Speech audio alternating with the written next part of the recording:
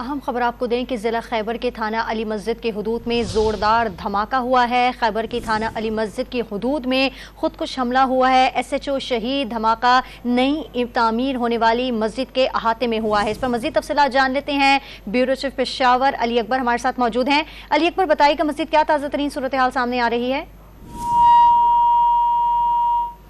अली अकबर से हम दोबारा रब्ता करने की कोशिश करेंगे, कुछ टेक्निकल बुनियाद पे उनसे हमारा रब्ता मुनक़ता हो गया है। अपने नाज़रीन को बता रहे हैं कि ज़िला खैबर की थाना अली मस्जिद की हदूद में ज़ोरदार धमाका हुआ है। खैबर की थाना अली मस्जिद की हदूद में खुदकुश हमला हुआ है। SHO शहीद हो गए हैं और धमाका नई तामीर होने वाली मस्जिद के अहाते में हुआ है। ज़िला खैबर की थाना अली मस्जिद की हदूद में ज़ोरदार धमाका हुआ है। खैबर की थाना अली मस्जिद की हदूद में खुदकुश हमला हुआ है और SHO शहीद हो गए हैं, जबकि धमाका नई तामीर होने वाली मस्जिद के अहाते में हुआ है। इस पर बात करते हैं अली अकबर से। अली अकबर, बताइएगा इस वक्त ताज़ा तरीन क्या सूरत हाल है?